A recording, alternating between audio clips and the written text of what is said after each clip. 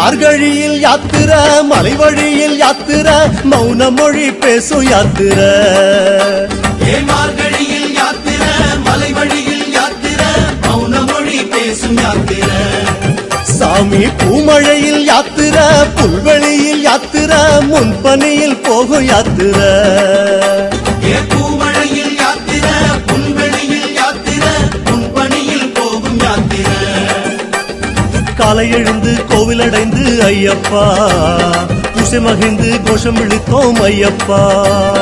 காலை எழுந்து கோவில் அடைந்து ஐயப்பா பூசை மகிழ்ந்து கோஷம் இழுத்தோம் ஐயப்பா